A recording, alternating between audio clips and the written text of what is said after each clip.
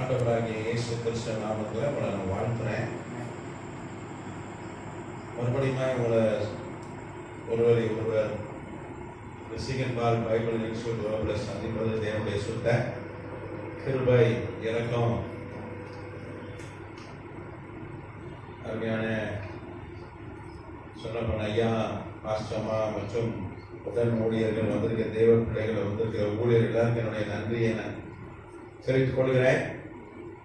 கடந்த வாரம் என்னால் வர இயலாத ஒரு சூழ்நிலை. திருப்பத்தூர் மாவட்டத்தில் ஒரு கூட்டம், வேலூர்லாம் தாண்டி திருப்பத்தூர் ஆம்பூர், ஏற்கனவே ஆம்பூர் அருகில் வந்து வரும்போது வர வழியில் வேலூரில் என்னுடைய ரொம்ப சுகமாக இருக்கிற தங்கை கணவரை பார்க்க வேண்டியது இருந்தது. ஆமாம், அது அங்கே போயிட்டு அதனால தாமதம் ஆயிடுச்சு. தான் வர இயலவில்லை. எனினும் கர்த்தர் இன்றைக்கு இந்த வகுப்புல உங்களை சந்திக்கிறதுக்கு கர்த்தர் கிருபை பாராட்டி இருக்கிறார். கர்த்தருக்கு நான் நன்றி சொல்றேன். அல்லேலூயா. ஆண்டவர் கிருபை இருக்கிறதுனால நம்ம முந்தின வகுப்புல, அதாவது போன வாரத்துக்கு முந்தின வகுப்புல வெளிப்படுத்தின விசேஷம் என்கிற புஸ்தகத்தை நம்ம வந்து ஆய்வு செய்ய ஆரம்பிச்சோம். கரெக்டா? யோவானுடைய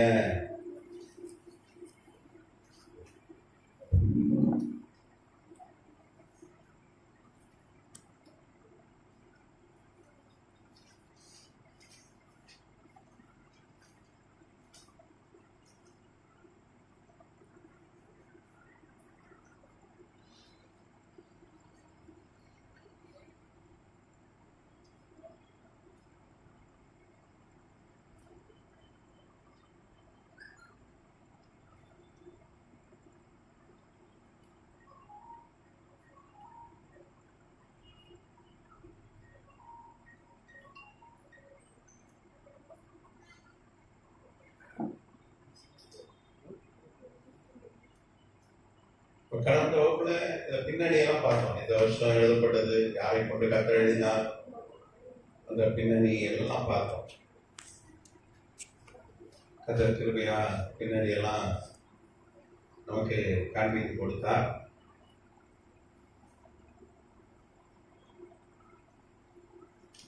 நம்ம வாசிக்கலாம். வெளிப்படுத்தின விசேஷம் 1 அதிகாரம் 18 வருஷம் வாசம். அது 1:18 வாசிங்க.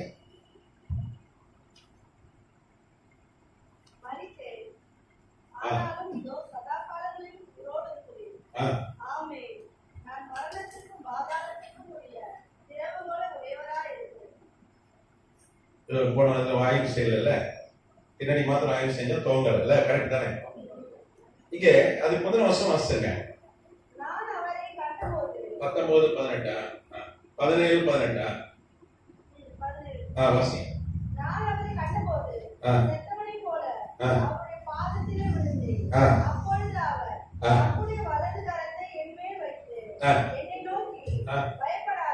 ஆண்டவர் சொன்னாரு, பயப்படாதே,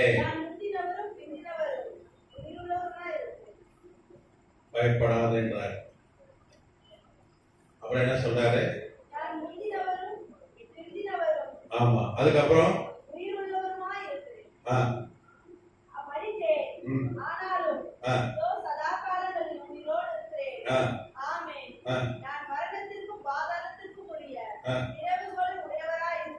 மரணம் பிளஸ் பாதாளம். திறவுகோல்னா சாவி.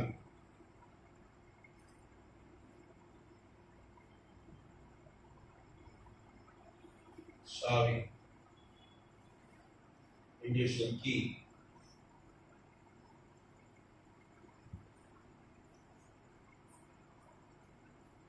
டெத் சாவு அண்ட் எட்ஸ்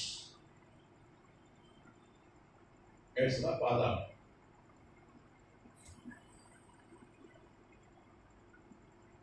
இங்க யோவானை பார்த்து ஆண்டவர் சொல்றார், நீ பயப்படாத அப்படின்றார்.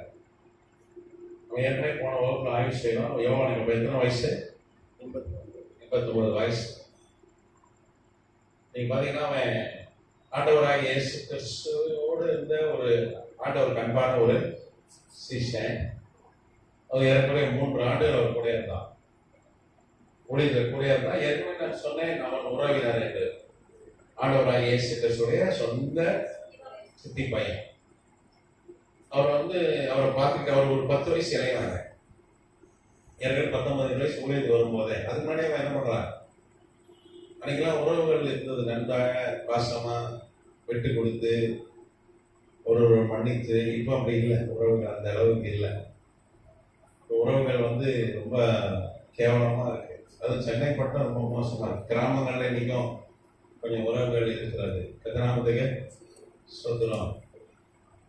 பொதுவாக கல்யாண பத்திரிகை கல்யாணம்லாம் வரும்போது பார்த்தீங்கன்னா முதல் பங்காளிக்கு தான் பத்திரிகை வசதி வைப்பாங்க. இப்போ அதெல்லாம் கிடையாது. பத்திரிகை வைக்கிறதுல ஒன்றும் இல்லை.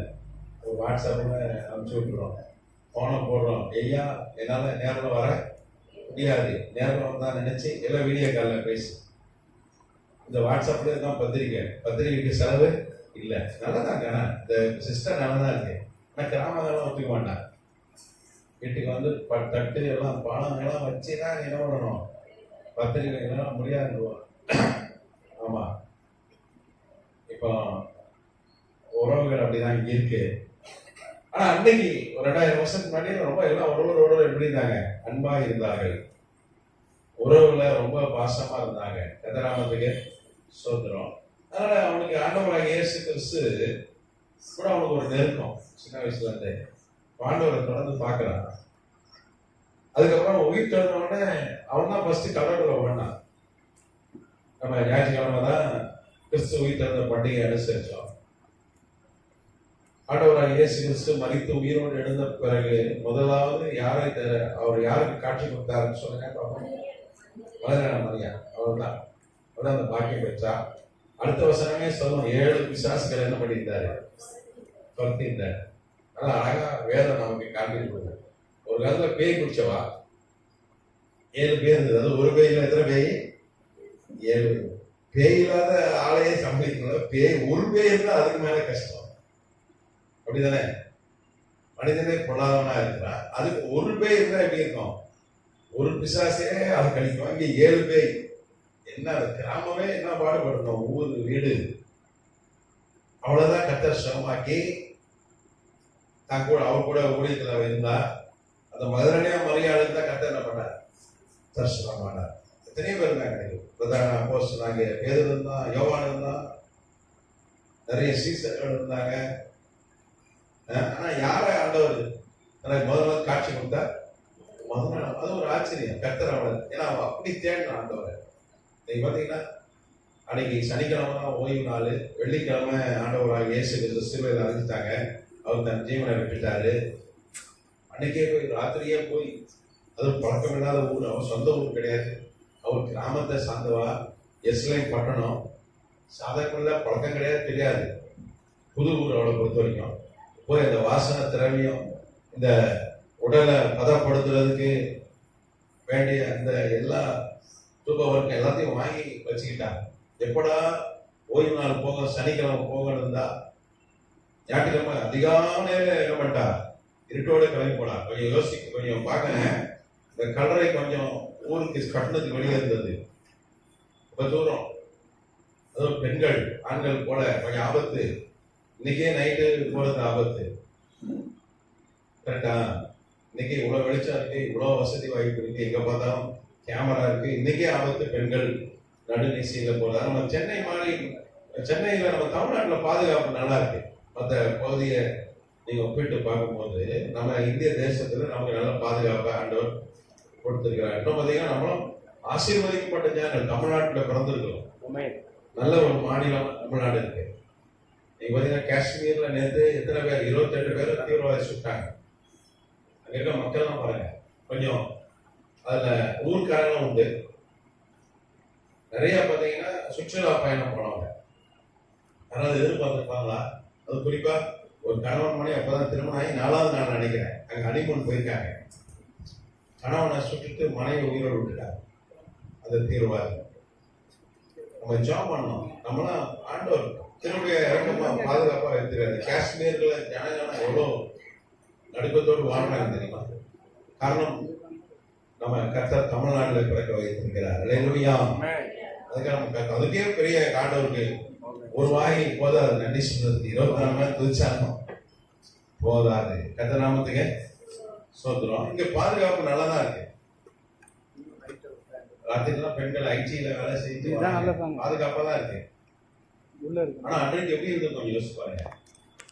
2000 வருஷத்துக்கு முன்னாடி ஒரு பக்கம் காட்டு விலங்குகள், ஒரு பக்கம் திருடர்கள், கொள்ளைக்காரர்கள், கொள்ளாத மனிதர்கள் காலையில் எழுந்து போறாங்க. எவ்வளவு கட்சி வேணும், எவ்வளவு தைரியம் வேணும் பாருங்க. கர்த்தருக்காக அவர் எப்படியாவது நான் அபேத பண்ணிடுவேன். அவர் மறித்த அவர் அவருடைய அந்த கல்லறைக்கு போவேன்னு சொல்லி போனாங்க. அங்க போனாங்க, தூக்க வருகிறதுலாம் எடுத்துட்டு போனா. ஆனா ஆண்டவர் என்ன பண்ணார்? உயிரோடு எழுந்து விட்டார். அங்க போனா கல்லறை திறந்து இருந்தது. அது ஏற்கனவே ஒரு 2 டன் இடம் உள்ள கல், 2000 கிலோக்கு மேல.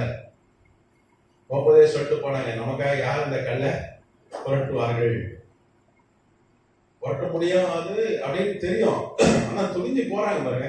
ஏற்கனவே கல்லறையில காவலுக்கு அதிகாரிகள் இருந்தார்கள், போர் சேவர்கள் இருந்தார்கள், தெரியும். ஆனாலும் ஒரு எப்படியும் போய் என்ன பண்ணிடணும், அந்த தூக்கு வர்க்கத்தை போட்டுடணும். ஆண்டவர் இயேசு கிறிஸ்து மரித்த பொழுது ஒரு 7 அடி நீளம் உள்ள துணி, ஒரு 3 அடி அகலம் உள்ள துணியில தான் என்ன பண்ணாங்க, அவர் மேல போர்த்தி அவரை அடக்கம் பண்ணாங்க. ஆனால் எப்படி கட்டடம் இருக்கணும்னா, ஒரு குகை இருக்கும். இந்த மலையெல்லாம் குகை இருக்கும் பார்த்துருக்கீங்களா? அது மலைப்பாங்கான ஒரு பட்டணம் தான். அதுல ஒரு அறை மாதிரி செதுக்கி அதுல ஒரு ஒரு திண்டு இருக்கும்.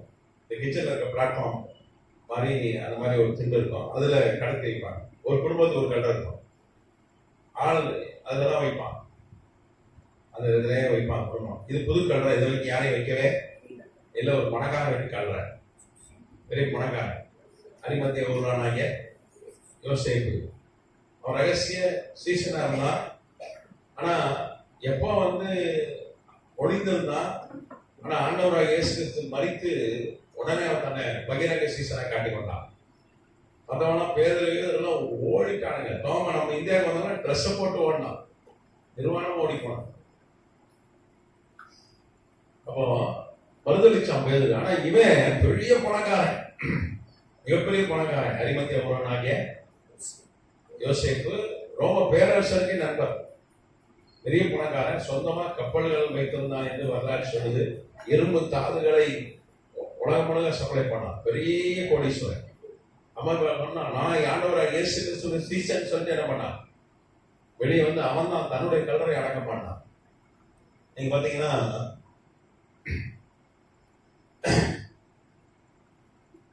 ஏசாயா தீர்க்கதரிசி புஸ்தகத்துல வேதம் சொல்லுது, துன்மார்க்கரோட அவர் என்ன பண்ணாங்களாம், அடக்கம் பண்ண பார்த்தாங்களாம்.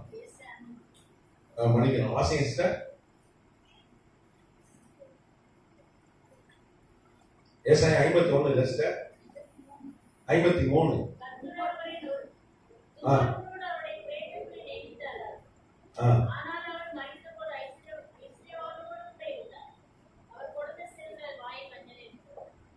ஏசாயா 53:9 சொல்லுது, துன்மார்க்கரோட அவருடைய பிரேத குழியை நியமித்தார்கள், ஆனாலும் அவர் மரித்த போது ஐஸ்வர்யவான் இருந்தார், அவர் கொடுமை செய்யவில்லை, அவர் வாய் வஞ்சனை இருந்ததில்லை.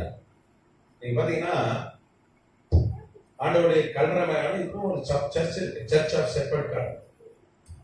அது யாருடைய கல்லறைன்னா அரிமத்தியா ஊரான யோசேப்பு, பெரிய பணக்காரன். நீங்க பாத்தீங்கன்னா 711 கிமுல 711 பிசியில இந்த அரிமத்தியா ஊரானாகிய சீமோனை குறித்து இங்கே சொல்லப்பட்டிருக்கிறது. 53:9 தானே, 711 கிமு பிசி. ஆண்டவராக இயேசு கிறிஸ்து மரித்து அடக்கம் பண்ணப்பட்டது பார்த்தீங்கன்னா 3 அல்லது 7 என்று சொல்கிறார். 3ஆம் தேதியா இருக்குன்னா 7ஆம் தேதி ஏப்ரல் கிபி 30.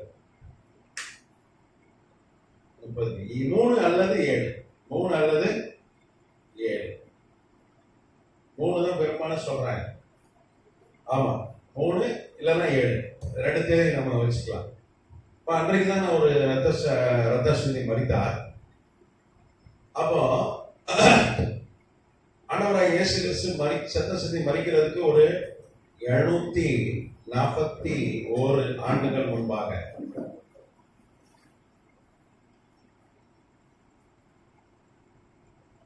தீர்க்கதரிசனம்.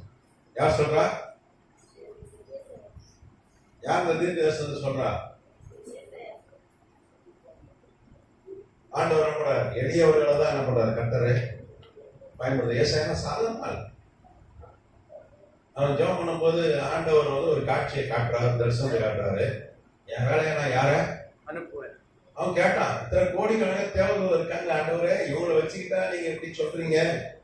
உன ஆண்டவர் சொன்னார், இப்ப அந்த சுவிசேஷம் அறிவிக்கிற பணியை வந்து நான் தேவர்கள் நம்பி கொடுக்கல, மனிதர்கள் உங்களை நம்பிதான் நான் வச்சிருக்கேன் அப்படின்னு சொன்ன பொழுது அவன் சொன்னான், நான் போறேன்னா. இப்போ மோசெல்லாம் போக மாட்டேன்ட்டான். எனக்கு கை காலெல்லாம் உதறும், எனக்கு வாய் உதறும், எனக்கு பேச்சு வராது, மந்த நான் உள்ளாவேன், நான் திக்கு வாய். ஏன்னா அவனுக்கு பார்க்கின்சன் ஒரு நோய் இருந்ததுன்னு சொல்லி விஞ்ஞானிகள் கண்டுபிடிச்சிருக்காங்க. 20 வயசுல பார்க்கின்சன் ஒரு நோய் மூளையில வரும். அது கொஞ்சம் கொஞ்சமாக எல்லா உறுப்புகளும் செயலிழந்துடும், பேச்செல்லாம் வராது. எங்கள் அம்மாவுக்கு அந்த நோய் இருந்தது. எங்கள் அம்மா அதெல்லாம் அவங்க மறிச்சு போனாங்க. பார்க்கின்சன் எழுதி கொடுத்தா பார்க்கின்சன்.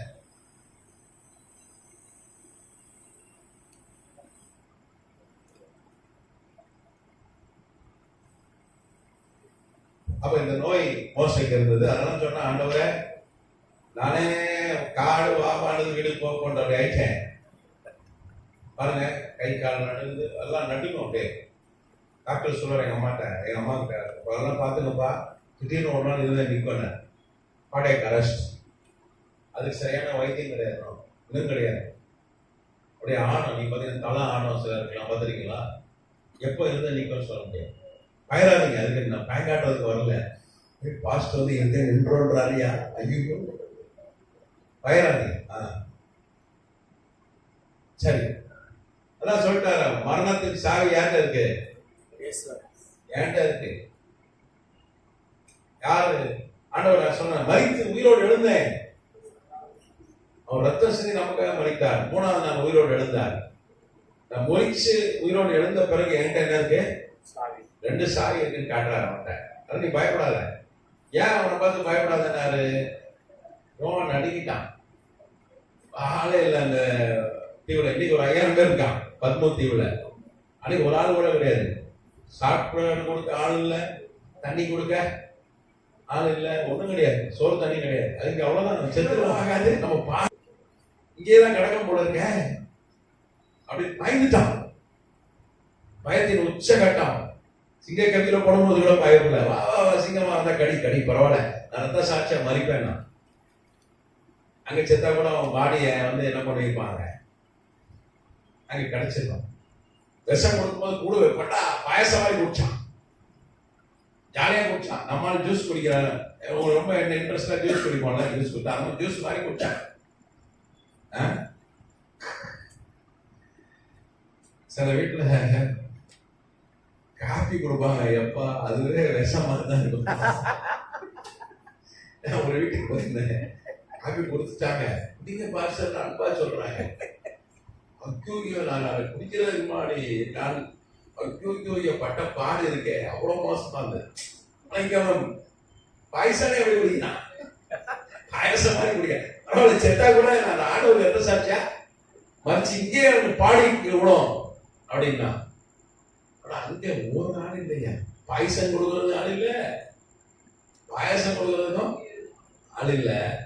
அப்போ ஒரு முடிவு போட்டான், நமக்கு இங்கதான் சாகு, 89 வயசு, சோறு தண்ணி இல்லாம சாக போறோம், பாடி இங்கே கடந்து மக்கி எடுப்பாகி அப்படியே போகுது அப்படின்னு நினைச்சான். அதான் ஆண்டவர் சொல்ற பயப்படாத. ஒரு பயம் இருந்தது அவனுக்கு. அதனாலதான் ஆண்டவர் பயப்படாதே, நான் மரித்து உயிரோடு எழுந்துட்டேன், அதுக்கு பிறகு இப்போ உயிர் எடுக்கிற அதிகாரத்தை நான் வச்சிருக்கேன். யோவான், ஏன்னா யோவான் கூட இருந்தான். நீங்க எபிரேயர் 2ஆம் அதிகாரம் சொல்லுது, ஆண்டவராக இயேசு கிறிஸ்து மரித்து உயிரோடு எழும்புவதற்கு முன்னாடி மரணத்தின் அதிகாரியாக இருந்தான் யாரு? பிசாசு. இந்த உலகத்தின் அதிபதி யாரு? பிசாசு. யோவான் 14 ஆண்டவரே சொல்றார், இந்த உலகத்தின் அதிபதி அவன் தான். எபிரேயர் 2ஆம் அதிகாரம் சொல்லுது, 14ஆம் வசனம், 2:14, எபிரேயர் 2:14.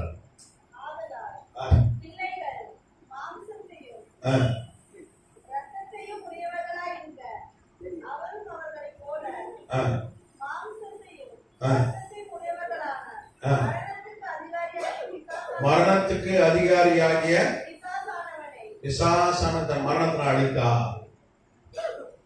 மரணத்துக்கு அதிகாரி யாரு? கிறிஸ்துவின் மரணத்துக்கு முன்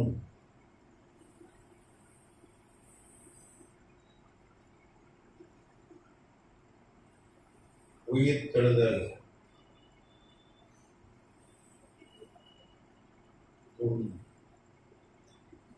மரணத்தின் சாவி யார் தந்தது? மரண பிளஸ் பாதாளம். சாவி யார் தந்தது? பிசாசு.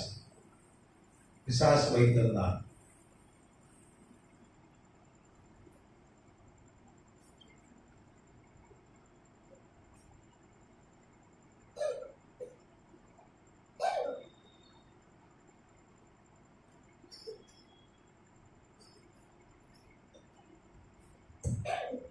அவனுக்கு தான் சாவி இருந்தது. அப்போ உயிர்கள் எடுக்கிற அதிகாரம் அவனுதான். முதல் மரணம் யார்? ஆபேல். ஆபேல் ஒரு பரிசுத்தவான், ரத்த சாட்சியா மறிச்சான் ஆண்டவருக்காக. அப்ப மரணமும் ஒன்று ஆண்டவர் உண்டாக்கல. அதனால மரணிச்ச பிறகு அந்த ஆன்மா வைக்கிறதுக்கு ஒரு இடத்த உண்டாக்கல. சாவே இல்லாத ஊருக்கு சுடுகாடு தேவையா? இப்ப சுடுகாடா வீடாக்கிட்டான். இவ்வளவு சாவு விடுது சென்னையில. ஒரு காலத்துல சுடுகாடு ஊருக்கு வெளியே வந்தது சென்னையில. இன்னைக்கு சென்னை சிட்டியே சுடுகாடு கூட தயா இருக்கு. ஆமா, சுடுகாடுலாம் வீடாயிடுச்சு. கரெக்டா? எங்க வீட்டு பக்கத்துல ஒரு சுடுகாடு இருக்கு, அதை ஜிம் ஆக்குறாங்க. Gym, park gym. ஆனா ஆண்டவர் ஆதாம் எவ்வளவு உண்டாக்கும் போது சாவுன்னு ஒண்ணு இல்லாம தான் உண்டாக்குனார். அவன் என்ன உயிர் வாழணும் உயிர் வாழணும் உயிர் வாழணும் அப்படின்னு தான் உண்டாக்குனார். அப்ப அதனாலதான் செத்தா ஒரு இடத்த வைக்கல. பிசாசு என்ன பண்ணிட்டான்? இந்த உலகத்தின் அதிபதி ஆகிட்டான். அவன் ஒண்ணு இல்லாம எட்டி உதச்சாங்க. அவன் மின்னல் வேகத்துல விழுந்தான். அவனும் அவனுடைய கூட்டத்தார் விழுந்தாங்க. அவனோட ஒரு அதிகாரம் இல்லை. இப்ப அவன் வச்சிருக்கிற அதிகாரம் தான் யாருடையது? ஆதாமுக்கு ஏவாளுக்கு கர்த்தர் கொடுத்ததுதான். ஏமாத்தி அவன்ட்டான், வாங்கிட்டான். சின்ன வயசுல ஒரு கதை இருக்கும் ஸ்கூல் புக்ல, எல்லாருக்கும் தெரிஞ்ச கதை, ரொம்ப ஃபேமஸான கதை. ஒரு பாட்டியம்மா வடை சுட்டாங்களாம். ஒரு காக்கா அதை எடுத்துட்டு போய் மரத்து மேல உட்காந்துருச்சான். சாப்பிடலான்னு போகும்போது ஒரு நரி வந்துச்சு. அந்த கதை எழுதுன மாத்திரம் என்ன வந்தாங்க, அவனுக்கு நான் நரி எங்கேயாவது வடை திக்குமா, அதுக்காக எழுதியிருக்காங்க. நமக்கு அந்த கதையான்னு சொன்னாங்க. யாருனாவது சொல்லியிருக்கலாம், காக்கா வடை திக்கிச்சு, ரைட்டு. நரி வடை சாப்பிடுமா? நீங்க கொஞ்சம் சொல்லணும்.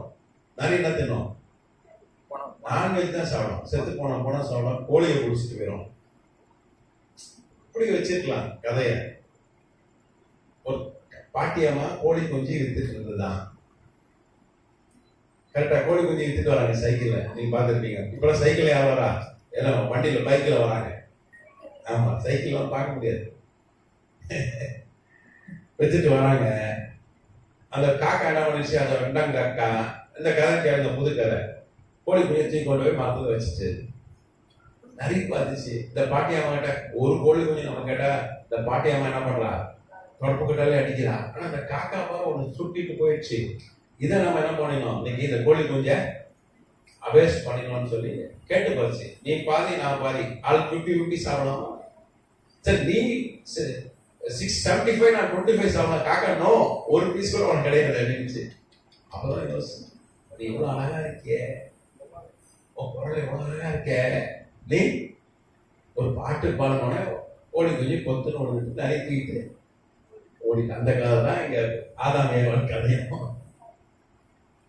இந்த கதை நல்லா இருக்கா? காக்கா வடை தீட்டு போட்ட கதையோட இது கொஞ்சம் லாஜிக்கா இருக்கு. இதுல கொஞ்சம் லாஜிக் இருக்கு. கத்தநாமத்துக்கு சொத்துறோம். அப்படிதான் என்ன பண்ணா? பிசாசு ஒரு வல்லமை இல்லாம இருந்தவன் ஆதாம் ஏவாளை வஞ்சித்து ஏமாற்றி அவன் என்ன பண்ணான்? அந்த அதிகாரத்தை எடுத்துக்கிட்டான். நீ வச்சிருக்க அதிகாரம் யாருது? ஆண்டவருக்கு ஆதாம் கொடுத்திருந்தான். அதனாலதான் அந்த உலகத்தின் அதிபதியா இருக்கிறான். அவனுக்கு இந்த பூமிக்கு மேல அவனுக்கு அதிகாரம் இல்லை.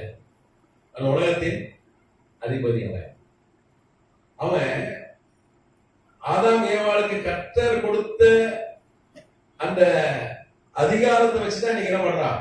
எல்லாத்தையும் பாழாக்கி கொண்டிருக்கிறான். எத்தனை நாமத்துக்கு சோதரம். அதான் சொல்லுவாங்க, பயங்கரமான பிசாசு பெருசா காட்டும். அவனுக்கு பெரிய வளமை கிடையாது. மனிதர்கள் கொடுத்த அதிகாரத்தை, ஆதாம் ஏவாள் கொடுத்த அதிகாரத்தை வஞ்சித்து ஏமாத்தி அதை வச்சிருக்கிறான். நம்ம ஊர்ல ஒரு கதை உண்டு. பாண்டவர்கள் ஒரு ஒரு ஒரு அரசர்கள் இருந்தாங்க. அவங்க என்ன பண்ணாங்க? நாட்டே என்ன பண்ணாங்க? சூதாட்டத்துல தோற்று விட்டாங்க. நாடே போயிடுச்சு. கௌரவர்களை ஏமாத்தி சூதாட்டத்துல வஞ்சித்து அந்த நாட்டை எடுத்துக்கிட்டாங்க. அதே மாதிரிதான் இங்கே பிசாசை ஏமாற்றி வஞ்சித்து அவன் ஆதாம் தன் அதிகாரத்தை வாங்கிட்டான். அவன்தான் இந்த உலகத்தின் அதிபதி. முதல் மரணமே ஒரு கொலைதான், ஆபேலுடைய மரணம். அவன் மரிச்சு போனவனே ஆன்மாவை வைக்கிறதுக்கு ஒரு சிறைய பாதாளத்துல உண்டு பண்ணினான். அந்த நாமத்துக்கு சோதரம். அதுதான் பாதாளம். அதான் பாதாளம் சாவி என்றார் ஆண்டவர். 2009 நான் ஏற்கனவே உங்களுக்கு சொல்லியிருக்கேன், தான் ஒரு வாட்டி சொல்றேன். இத்தாலியில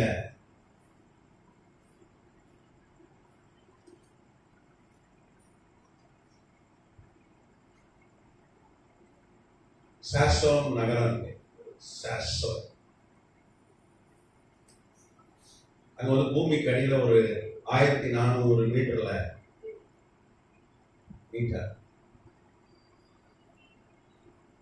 அதாவது 1.5 கிலோமீட்டர்,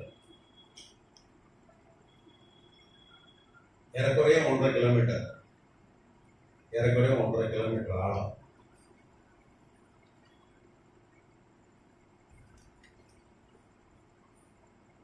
ஒரு லேப் ஒன்று கட்டியிருக்காங்க.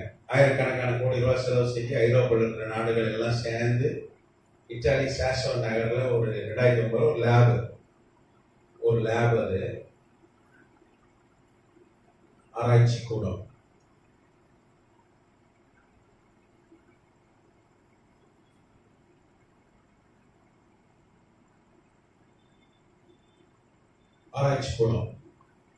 அதில் ஒரு கருவி வச்சிருக்காங்க. பேர் வந்து போர்டிஎக்ஸ்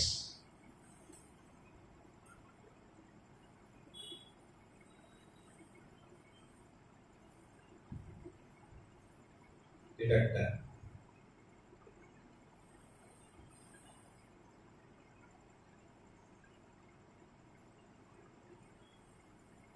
போர்டிஎக்ஸ் டிடெக்டர்.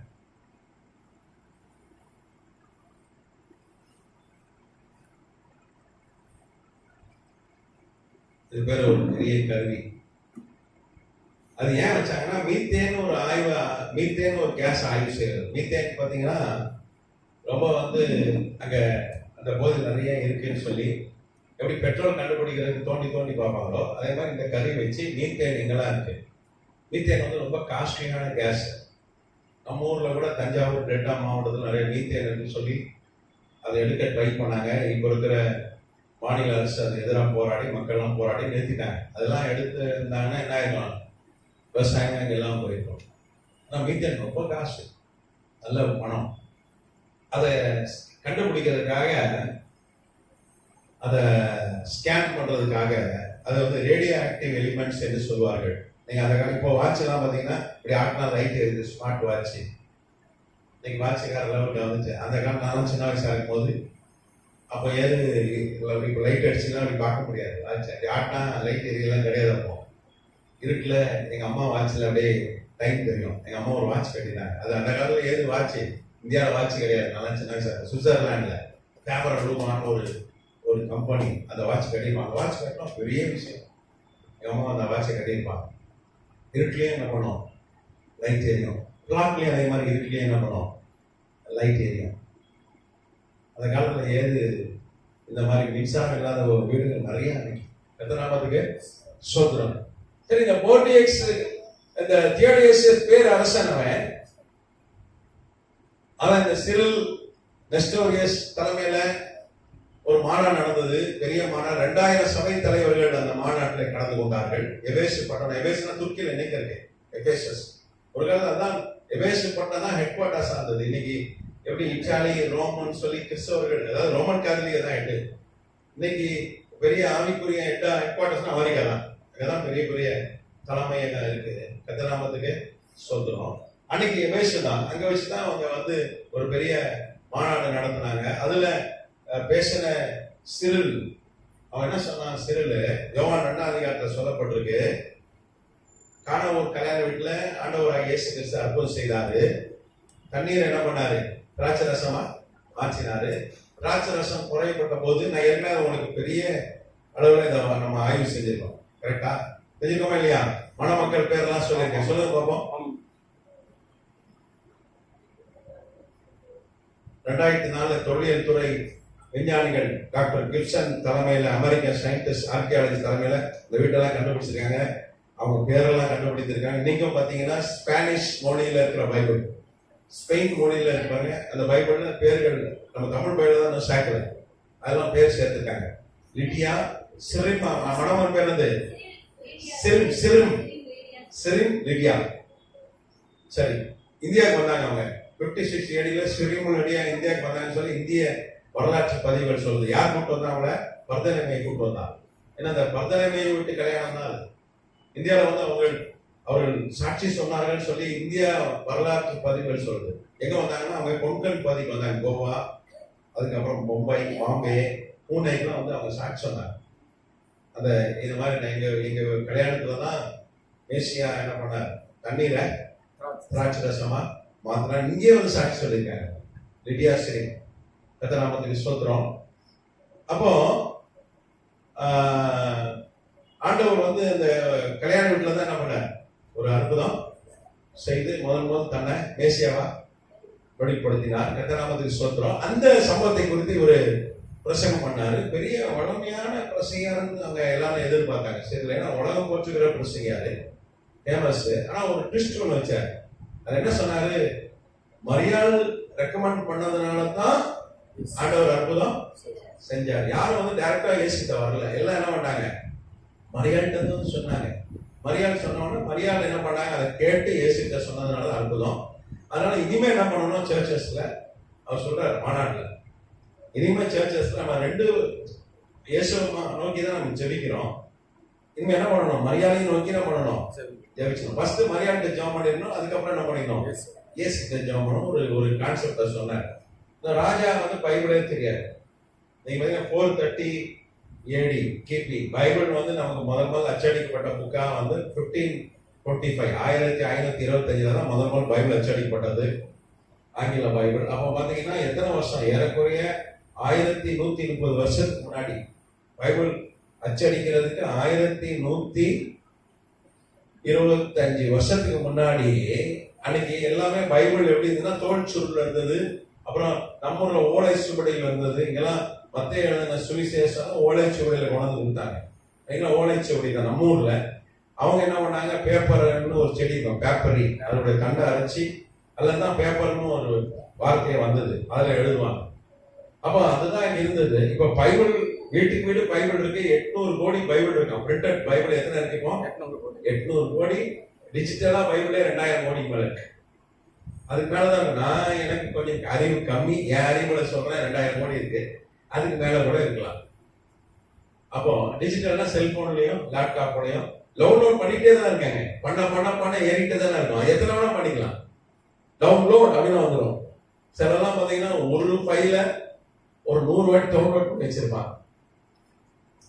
அது அந்த மாதிரி எத்தனை வேணா டவுன்லோட் பண்ணிக்கலாம். அப்போ நானே என்னுடைய மொபைல்ல நிறைய பைபிள் எடிஷன் வச்சிருக்கேன். என்னுடைய லேப்டாப்ல பைபிள் இருக்கு. சொல்றேன், நானே வச்சிருக்கேன். மற்றவங்க எல்லாரும் வச்சிருப்போம். கர்த்தநாமத்துக்கு ஸ்தோத்திரம். அப்போ அப்படி 2000 கோடிக்கு மேல வந்து பைபிள் இருக்கு. இந்த காலத்துல யாரும் பைபிள் வாசிக்கிறது இல்ல. நான் ஒரு மீட்டிங் கூப்பிட்டாங்க. ஒரு பிஷப் சென்னையில தான், யாரும் கேட்க கூடாது, பெரிய மீட்டிங். பிஷப் பையன் 25 பவுன்ல ரொம்ப அவர் நல்ல மனிதர், எளிமையானவர். ரொம்ப 100 பவுன்லாம் போடல, 75 பவுன்ல தான் செயின் போட்டிருக்காரு. பெரிய டாலர் வச்சு சிலுவை போட்டு கையில மோதிரம் வயல தான் போட்டிருக்காரு. அதுக்கு மேல அவர் காஸ்ட்லி அதுக்கு மேல போட்டு கையில எல்லாம் போட்டு அப்படி பந்தாவா இருப்பார். பெரிய நிறைய கட்டட சபை, உண்மையாவே பிஷப் தான். ரியலி சிலர்லாம் சபையே இல்லை பிஷப்னு நினைக்கிறான், அப்படி கிடையாது. உண்மையாவே சபை இருக்கு. என்ன ஒரு 25 பவுன் போட்டிருப்பாரு. திருநகர்ல அத்துக்கு போனாலும் அவன் பணக்காரன் ஆயிடுவான். ஏன்னா இன்னைக்கு ஒரு பவுன் 1 லட்சம் ரூபா, 25 லட்சம். அது போட்டு சும்மா மெடுக்கா அப்படியே வெள்ள வரையில அப்படியே பார்த்தாலே அவர் அப்படியே அவர் ஸ்டன் ஆயிடுவான். அப்படின்னு கூப்பிட்டு இருந்தார் ஒரு ப்ரோக்ராமுக்கு. பெரிய சர்ச்சு, அவர் பெரிய கோடீஸ்வரன், நிறைய பில்டிங் சர்ச் இருக்கு. உண்மையாவே பிஷப் தான். பெரிய பெரிய கார் இருக்கு அவர்கிட்ட. கூப்பிட்டு இருந்தாரு, அவர் பக்கத்துல உட்கார வச்சாரு. அப்ப அந்த வர்ஷிப்லாம் நடத்திட்டு இருந்தாங்க, ஜபம் நடந்தாங்க. அப்புறம் கடைசியில் தான் தருவாங்க நமக்கு. அது வரைக்கும் அப்படியே நான் பார்த்துட்டே இருந்தேன். அப்போ சொல்லும் போது என்னாகமம் அப்படின்னு ஒரு வார்த்தை சொன்னார். என்னாகமம் பைபிள் இருக்குல்ல, இருக்கா இல்லையா? ஆமா. உடனே என்னை மெதுவாக தட்டி கேட்டாரு, நேசகுமார் பைபிள் என்னாகமம் இருக்கா அப்படின்னாரு. ஆமான்னு. அப்புறம் கொஞ்ச நாள் கண்ணை இருட்டிட்டு அதெல்லாம் சுத்த ஆரம்பிச்சேன். பிஷப்புக்கு பைபிள் தருவோம், என்னாகமம் இருக்குன்னு எங்க பிஷப்புக்கு இந்த தியோடேசனுக்கு எப்படியா தெரியும்? ராஜாவுக்கு அன்னைக்கு பைபிளும் இல்லை, ஒண்ணு. நான் கேட்டேன், ஐயா என்னாகவும் இல்லைன்றீங்களா? நான் இது வரைக்கும் படிச்சதே இல்லைன்னாரு. எப்படியா அப்ப பிரசங்கம் பண்ணி எப்படி பிஷப்? நான் அப்படியே கூகுள்ல தட்டுவேன், அப்படியே வர வசனம் அப்படியே பிரிண்ட் எடுத்து போய் பிரசங்கம் பண்ணிடுவேன். இன்னைக்கு நிறைய பேர் பிரசங்கையார் என்ன பண்றாங்கன்னா, ஜெபம் பண்ணி கர்த்தர் சம்பளம் உட்கார்ந்து பிரசங்கத்தை தயாரிக்கிறதே இல்லை. ஏதோ ஒரு பிரசங்கத்தை கேட்டுறாங்க, யூடியூப்ல இருக்க அப்படியே போய் பிரசங்கம் பண்ணிட்டு வந்தாங்க. என்ன ஆசீர்வாதம்னாலும் ஒத்துப்பான். ஒரு 2 மடங்கு ஆசீர்வதிப்பார், 100 மடங்கு ஆசீர்வதிப்பார், 1000 மடங்கு ஆசீர்வதிப்பார். அப்படிதான் சொன்னாதான் தம்பி வந்து கேட்பான், எனக்கு நீ 10 ஸ்டார் போடணுமா, அப்பதான் அடுத்த வாட்டி கிளாஸ்க்கு வருவேன்மா குட்டி பையன். நீங்க இன்னும் ஜாஸ்தி போடுங்க. அந்த கதை தான். நீங்க 1000 மடங்கு ஆசீர்வதிப்பாதான் உனக்கு கூட்டம் அதிகம் வரும். நீ கண்டிச்சு பேசினா அந்த சாபமா விடுறாங்க. நேசகுமார் சுத்த மோசம், சாபமா விடுறான் அப்படின்னு சொல்லுவாங்க. அந்த நாமத்துக்கு சோதரம். அப்ப இப்ப அது ரொம்ப ஈஸியா என்ன பண்ணிடுறாங்க, அந்நிய அக்கினி. யாருக்கோ கொடுத்த பிரசங்கம், கர்த்தர் அவனுக்கு கொடுத்த அந்த பிரசங்கம் நீ என்ன பண்ற? அப்படிதான் ஆரோன் பையன் என்ன பண்ணா? ஆமா, ஆண்டவர் சொன்னாரு, நீ வந்து போய் என்ன பண்ணணும், ஊழியர் செய்யணும். அங்க அப்பெல்லாம் வந்து நெருப்பு கொண்டு போய் என்ன பண்ணுவாங்க, அக்கினி கொண்டு போய் என்ன பண்ணுவாங்க, தூக்கம் காட்டுவாங்க. அன்னைக்கு பழைய பாரம்பரிய முறை. அவன் பார்த்தான், அவன் பொண்டாடியை கூப்பிட்டான், கொஞ்சம் கறி நேர்மை போடுமா வீட்டுல. அந்த அம்மா கொஞ்சம் கறி நேர்மை புதுசா சொன்னா கேட்கணும்ல. அது பெரிய ஆசாரியர் வேற, அவரு பெரிய தலைவர் ஊழியர்ல. அதை எடுத்துட்டு போய் எங்க காமிச்சு ஆண்டவர் போட்டுட்டார். பைபிள் போட்டு ஏன் அவனை கூட்டார் ஆண்டவர்? அந்நிய அக்கினி. நீ அங்க போய் என்ன பண்ணணும், தேவாலயத்துல கறி எடுத்து அந்த கறியை என்ன பண்ணணும், கொளுத்தி நீ சொந்தமா ஒரு அக்கினியை தயாரிச்சு தான் போய் ஊழியம் செய்யணும். அதான் கர்த்தருடைய திட்டம். அதான் அவன் செய்யல. அவன் என்ன பண்ணான், அவன் ஒய்ஃபை எப்பமா நீ கொஞ்சம் என்ன பண்ண, நெருப்பை ரெடி பண்ணி கொண்டு வந்துருந்த அதை எடுத்து ரெடிமேடா கொண்டு போய் என்ன பண்ணா, நம்மளால யூடியூப் பிரசங்கம் பண்ற மாதிரி பண்ணிட்டான், அடிச்சு கொண்டுட்டார். பாடி எடுக்க போக முடியல, கை கட்டி தான் எடுத்தாங்க. பயங்கரமான தேவன். ஆமா, நம்ம நினைச்சிட்டு இருக்கோம், நம்ம அப்படிதான் நினைச்சிருக்கோம், அவர் பாடம் கட்டு வரியா, எவ்வளவு பாவம் செஞ்சாலும் நம்ம கூடவே இருப்பாரியா என்று நம்மளோட பசுத்தான போராடுவது இல்லை. கொஞ்ச நாள் இருப்பாரு, அதுக்கப்புறம் போயிடுவார். நிறைய பேர் விட்டு போயிட்டேன். ரொம்ப பேர் நினைச்சிருக்கான், நான் எனக்குள்ளே இருக்கிற தேவன் பெரியவன் தான். உள்ள யார் இருக்கா? ஒரு ஆள் இருக்கான். ஆண்டவர் போயிட்டா யார் வந்துருவா? எப்படா தின்ன காலியாகும் அப்படின்னு ஒருத்தங்க ரெடியா காத்திருக்கான். யாரை விடுங்களாம வகை தேடி என்ன பண்றான், சுற்றி திரிகிறான். அதனாலதான் ஆண்டவர் நமக்கு இருக்காரான்னு செக் பண்ணிக்கணும்.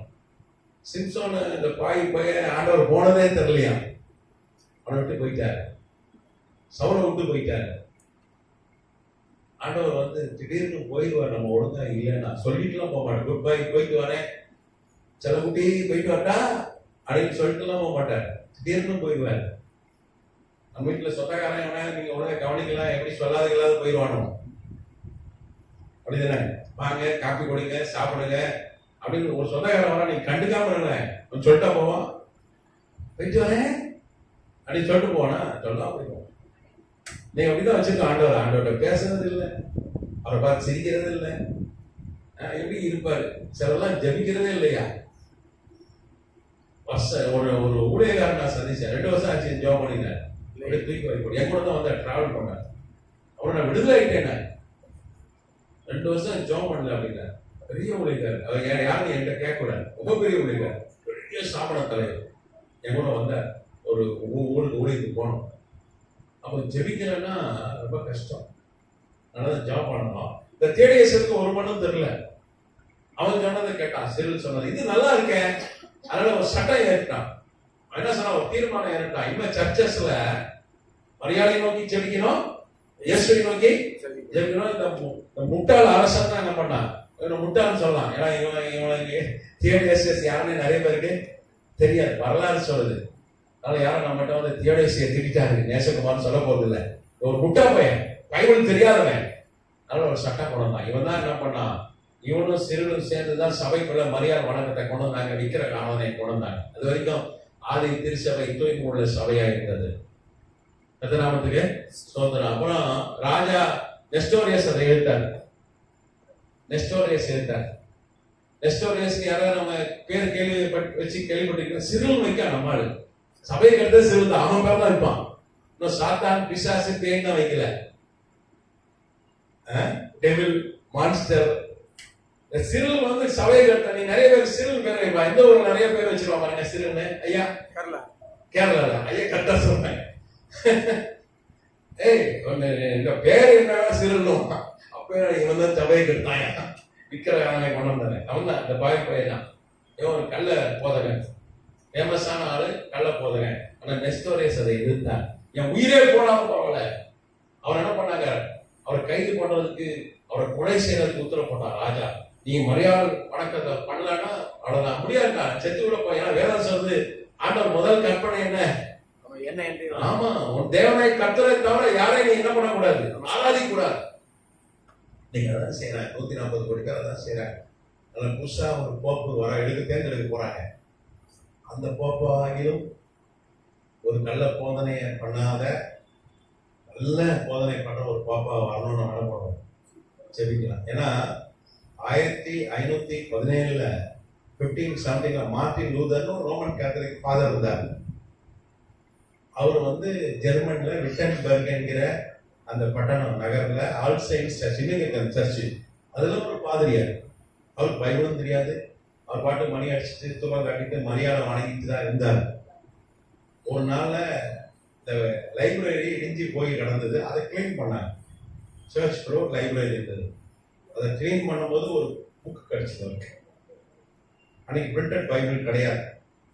பைபிள் வேடோயிஸ் பைபிள், அது பேர் லத்தீன் மொழியில இருக்கிற பைபிள் பேர் வேடோயிஸ். நீங்க பாத்தீங்கன்னா பைபிள் வந்து கடைசி புத்தகம் வெளிப்படுத்தின விசேஷம்.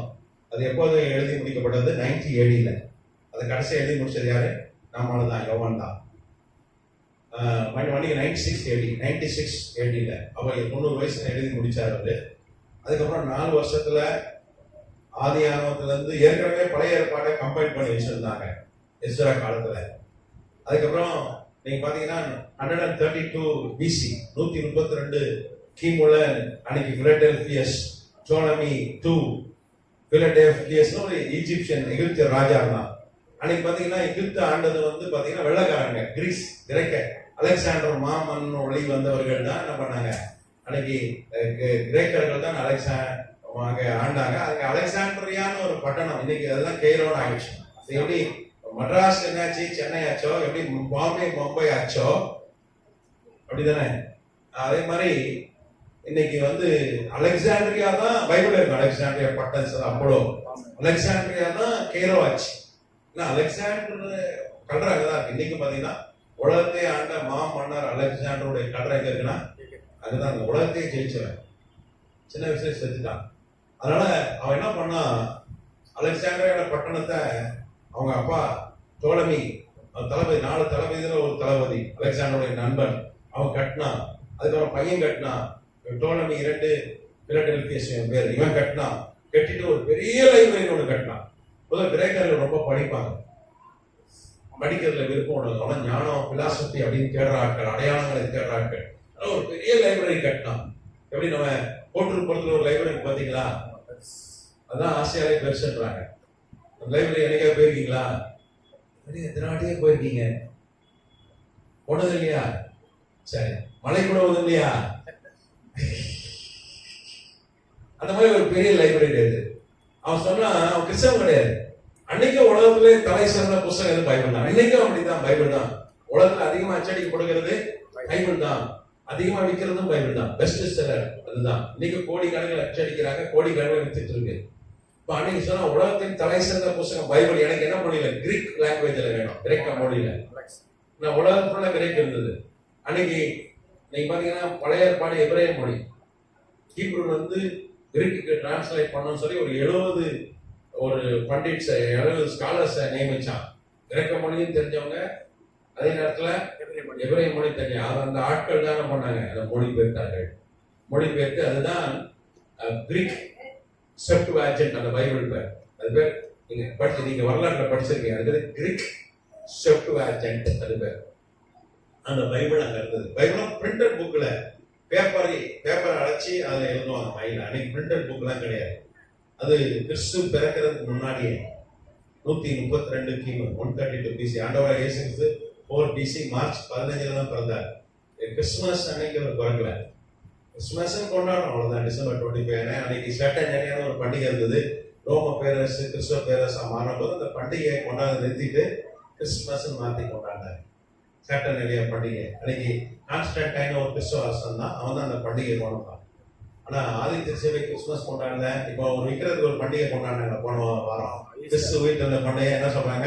ஈஸ்டர். ஈஸ்டர்ன்றது ஒரு பாபிலோன் விற்கிறோம். சரி, அப்போ பைபிள் அப்படிதான் வந்து பழைய ஏற்பாடு கிரேக்க மொழியில மொழிபெயர்க்கப்பட்டது. அந்த பைபிள் தான் எல்லாம் வாசம். அந்த ஆண்டவராய் சீசர்கள் பொம்புடு எல்லாம் வாசம் கிரீக் பைபிள் தான். அது பெரிய எழுப்புதலை கொண்டு வந்தது. கர்த்தநாமத்துக்கு ஸ்தோத்திரம். அப்புறம் 96ல பைபிள் எழுதி முடிக்கப்பட்டது, புதிய ஏற்பாடு. ஏற்கனவே பழைய ஏற்பாடு ரெடியா இருந்தது. இதை ரெண்டையும் இணைச்சுதான் 100 ADல 100 கிபில அந்தியோகியா ஆன்டியோக், அது எங்க இருக்குன்னா சிரியால இருக்கு. இன்னைக்கும் ஆன்டியோக்குன்னு ஒரு பெரிய வந்து அந்த பெரிய சபை, 2 லட்சம் பேர் இருந்தாங்க அன்னைக்கு அந்த சபையில. இன்னைக்கு ஒரு 3 லட்சம் பேர் ஹைதராபாத்ல ஒரு சர்ச் இருக்கு. டாக்டர் சதீஷ் குமார் அப்படின்னு ஒரு பாஸ்டர் இருக்காரு. அவர் சர்ச்சில் எவ்வளவு பேர் இருக்காங்க? 3 லட்சம் பேர் இருக்காங்க. அந்த மாதிரி ஒரு பெரிய சர்ச் இது. அந்த சர்ச்சில் இக்னேஷியஸ் ஒரு தலைவர் இருந்தார். இக்னேஷியஸ் அவர் யாருன்னா ஆண்டவர் இயேசு கிறிஸ்து சின்ன பசங்க கொஞ்சம் பேர் வந்து கொண்டு வந்தாங்க. அப்போ சீசர்கள் வந்து துரத்தி விட்டாங்க பாருங்க. சிறு பசங்க எங்கிட்ட வர இடம் கொடுங்க, அவரை தடை பண்ண. ஏன்னா இங்க போனா 1 லட்சம் பேர் கூப்பிட்டாங்க ஆண்டவருக்கு. ஒரு பெரிய செலிபிரிட்டி, அது கூட்டம் ஜாஸ்தி. அவர் பிஸியா இருந்தார். அதனால சின்ன பசங்க தான் வேணாம் அப்படின்னு சொல்லிட்டு துரத்தி விட்டாங்க. இன்னைக்கு அப்படிதான் சின்ன பசங்களை துரத்துறாங்க. எப்படி துரத்துறாங்கன்னா வீட்டுக்கு வந்து ஒரு சர்ச்சை கூட்டு வராங்க, ஒரு செல்போனை கையில கொடுத்துறாங்க. அது அப்படியே செல்போன் அப்படியே பார்த்ததுக்கு. சர்ச்சில் ஒரு 8 மாச குழந்தை இருக்கு சர்ச்சில். எல்லாம் அழகு தோத்துறாங்க. அது மாத்திரம் தலையை ஆட்டி ஆட்டி அப்படியே பாக்குது. அதுக்கு காதுல ஹெட்போன் வேற மாட்டி வச்சிருக்காங்க. ஏற்கனவே அந்த பிள்ளைய கெடுக்கிறான், காதை வேற சேர்ந்தாக்குறான். ஏன்னா அது இருந்தால்தான் அந்த குழந்தை சர்ச்சில் கரெக்டா பண்ணாம இருக்கும், அழாம இருக்கும் அப்படின்னு வைக்கிறாங்க. குழந்தைய வளர்க்கவே தரல. குழந்தைய தப்பா வளர்க்குறான். இன்னைக்கு ஒரு ஃபிளைட்டே இறக்கிட்டாங்க, செல்போன் இல்லைன்னு. ஒரு ஃபிளைட்டே இறக்கிட்டாங்க. நீங்க நியூஸ்ல சைபர்ல கேட்டிருப்பீங்க. ஒரு ஃபிளைட்டு குழந்தை அவ்வளவு அழுது. உங்களுக்கு இன்டர்நெட்லாம் வேலை ஆன் ஆகாது. அதுக்கு அது யூடியூப் பார்த்து பழக்கம். முதல் தடவையா அந்த பிள்ளைய ஒரு 8 மாசமா 7 மாசம் பிள்ளைய பிளைட்ல கூப்பிட்டு வந்தாங்க. முதல் தடவை ஆஸ்திரேலியா, மெல்பர்ன் டு அடிலைட் நினைக்கிறேன். இந்த பிளைட் நம்ம இந்திய குடும்பம் தான். அப்ப இந்தியக்கார பையனுக்கு தான் நல்லா வளர்ப்பானுங்க பிள்ளைய. அங்கே செட்டில் ஆன ஆட்கள். அதுல யூடியூப் வேலை செய்யல ஒண்ணு செய்யல. அந்த பிள்ளை கரெக்டா பண்ணதுல பிளைட்டே அடிக்கிட்டான். பார்த்துங்க, நம்ம பிள்ளை வளர்க்குற லட்சணம். செல்போன் இல்லாம அந்த பிள்ளை வந்து உலகத்தை அடிச்சிட முடியாது. பிளைட்டே இறங்கிட்டு. சரி, அப்போ கர்த்தநாமத்துக்கு ஸ்தோத்திரம். அப்படிதான் அந்த மரியாள் வணக்கம் சபைக்குள்ள வந்து சபையே கெட்டு போய்விட்டது. நாமத்துக்கு சோதரம். அதனால ஒரு நல்ல இந்த மார்ட்டின் லூதர் மாதிரி ஒரு அவன் தான் பைபிள் வாசித்தார். நைட்டு கிடைச்சது பைபிள். அது 200 AD வந்து லத்தீன் மொழியில மொழிபெயர்த்தாங்க. வேடோயிஸ் மிஷனரிமார்கள் மொழிபெயர்த்தாங்க. அந்த பைபிள் பார்த்தீங்கன்னா வேடோயிஸ் பைபிளை பேன் பண்ணிட்டாங்க. நீங்க பார்த்தீங்கன்னா 6th century 538 AD 538 கிபில 538 கிபில போப்மார்கள் அரசர்களா இருந்தாங்க. போப்பாவும் இருந்தாங்க, அரசர்களா இருந்தாங்க. இப்ப இருக்கிற போப்பு வந்து அரசர் கிடையாது. வெறும் 140 கோடி கத்தோலிக்க மக்களுக்கு தலைவர். அவர்கிட்ட பெரிய அதிகாரம் இல்ல. அவரால் ஒரு நாட்டு மேல படையெடுத்து சண்டை போடலாம் முடியாது. ராணுவம் கிடையாது. அன்னைக்கு அப்படி இல்லை. உலக பேரரசர்கள் போப்பு தான் அரசரா வந்தார். அரசர் தான் போப்பா இருந்தார். உலகத்தை ஆளுகிற வந்து அதிகாரம் இருந்தது. இந்திய வரலாறு சொல்லுது. டாக்டர் ராவ் ஒரு பெரிய புகழ்பெற்ற இந்திய வரலாற்று ஆசிரியர் இருக்கிறார். அவர் சொல்றார் இன்குவிசிஷன் ஆஃப் கோவா அப்படின்னு ஒரு ஒரு பதிவு இருக்கு இந்திய வரலாற்றுல. போப்மார்கள் வந்து இந்தியாவை ஆண்டார்கள் சொல்லி அந்த பதவி இருக்கு. அவங்க தான் நாங்க மத்திய எழுதின சுவிசேஷம் வச்சிருந்த இந்தியர்களை மராட்டி மொழியில் இருந்தது. 56 AD 56 கிபியில 56 கிபியில பர்தலைமையோ அப்புறம் யாரெல்லாம் வந்தான்னு சொன்னேன். கூட 2 பேர் கூட்டு வந்தான்னு சொன்னேன். யாரு? அதுக்குள்ள வந்துட்டீங்களா? கல்யாணம் யாருக்குமா? கல்யாணம் சொல்லு. யாருக்கு கல்யாணம்? யாருக்கு கல்யாணம் வைக்க போறான்? கல்யாணம் யாருக்கா? ஸ்ரீலிங்கம் லிடியாவுங்க. நான் தப்பா சொல்லணும். ஸ்ரீலிங்கம் லிடியாவுக்கு கல்யாணம் ஆனா தம்பதிகள் வந்து சாட்சி சொன்னாங்க. வரும்போது மத்திய எழுதின சுவிசேஷம் கிரேக்க மொழியில இருந்து அதை மொழிபெயர்ப்பு போட்டாங்க. அதெல்லாம் ஆயிரக்கணக்கான ஆட்களுக்கு கொல்லப்பட்டாங்க. போப்புடைய ஆளுகை இந்தியாவில் இருந்ததுன்னு சொல்லி வரலாறு பதிவு சொல்றது. டாக்டர் ராவ் இந்தியாவில் 2 புகழ்பெற்ற ஆசிரியர்கள், வரலாற்று ஆசிரியர் தான். உலகத்துக்கே பெருமை. டாக்டர் ராவ், பேச்சிநாத் பூரி 2 புகழ்பெற்ற வரலாற்று ஆசிரியர். அவங்க வரலாறு சொல்றது. இங்க போப்புடைய ஆளுகை இருந்தது. கொலை செய்தார்கள். நம்ம இந்தியாவில் கொலை செஞ்சாங்க. பைபிள் வச்சிருந்தாங்க. மத்திய எழுதின சுவிசேஷம் நீங்க கோவாலாம் போனீங்கன்னா ஒரு கல்வெட்டுல 1000 பேர் வச்சிருப்பாங்க. ஆனா போர்ச்சுகீஸ் லாங்குவேஜ்ல இருப்பாங்க கல்வெட்டுலாம். கோவாக்கு போறான் நம்மால. எதுக்கு போறான்? உல்லாசமா இருக்காங்க, போதையில இருக்காங்க. கடலை பார்க்கணும். 1000 பேரா வச்சிருப்பான் ஒரு குழிக்குள்ள. அவ்வளவு பேர் செத்தான். ஆயிரக்கணக்கான மக்கள் ரத்த சாட்சியா வச்சாங்க. அப்போ பைபிளை இவங்க கடை பண்ணிட்டேன். எல்லா பைபிளையும் எரிச்சு ஒரே ஒரு பைபிளை இஸ்தான்புல், துருக்கியில இஸ்தான்புல்னு ஒரு நகரம் இருக்கு. அதான் இப்படி நம்ம டெல்லியும் அந்த மாதிரி கேபிட்டல் தான் தலைநகரம். அங்க ஒழிச்சு வச்சிருந்தாங்க இஸ்தான்புல்ல. பைபிளே இல்லை. ஆமோஸ்ல 8ஆம் அதிகாரத்துல வாசிக்கிறோம். உலகம் ஃபுல்லா பைபிள் வசன பஞ்சம் வரணும். அப்பதான் வந்துச்சு. அந்த காலகட்டத்தில் வந்துச்சு. அப்ப ஒழிச்சு வச்சிருந்தாங்க. பைபிளே கிடையாது. செகண்ட் பைபிள் அவர் கிடைச்சது. அது இடிபாடு. அதை ராத்திரி முழுக்க வாசித்தார். ஆவிக்குரிய கண் திறந்துச்சு. அப்படி ஆவிக்குரிய கண்களை கட்ட திறந்தார். ஒரு பெரிய எழுப்புதல் வந்துச்சு. அதான் புராட்டஸ்டன்ட் எழுப்புதல். கோடிக்கணக்கான மக்கள் ரட்சிக்கப்பட்டாங்க. கர்த்தநாமத்துக்கு ஸ்தோத்திரம். எங்க போய் எங்கே நிறுத்திட்டோம். சரி, இதை நம்ம கண்டினியூ பண்ணிடலாம். மணி 9 ஆச்சு. நீங்க போட்டோ எடுத்துக்கோமா. எவ்வளவு வருஷம் அந்த பத்மதியில இருந்தாரு? ஐயா அவர் ஏற்கனவே 1.5 வருஷம் 2 வருஷம் இருந்தார். 1.5 வருஷம் இருந்தார். அதாவது 95 AD 96 AD 95 96 89 வயசுல போனார். 90 விடுதலை வேண்டார். அது நம்ம அடுத்த வகுப்புல பார்க்கலாம். கர்த்தர் கிருபை நாடு வரையில வராம தாமசிச்சுன்னா அடுத்த வகுப்புல என்ன பண்ணலாம். அடுத்த வாரம் அப்புறம் வந்துருமா. அந்த நேசமா திடீர்னு புதுசா ஒன்று சொல்றாரு. தீர்க்க தரிசனமா இல்ல வந்துடும். ஏன்னா ஆண்டவர் வருகை எப்போ இருக்கு பைபிள் தெளிவா இருக்கு. இஸ்ரேல் தேசம் சுதந்திரம் அடைஞ்சு ஒரு தலைமுறைக்குள்ள வந்துருவேன்றார். 1948 May 14 இஸ்ரேல் தேசம் சுதந்திரம் அடைஞ்சு ஒரு தலைமுறைன்றது சங்கீதம் 90ல 80 வயசு 80 வருஷம். ஆதியாகமம் 6 வந்து 120 வருஷம். 120 வருஷம்ன்றது மோசே தான் எழுதுனா. 80 என்ன பண்ணா மோசே தானே. அப்புறம் 80 வயசா இருக்கும்போது 120 எழுதுனா.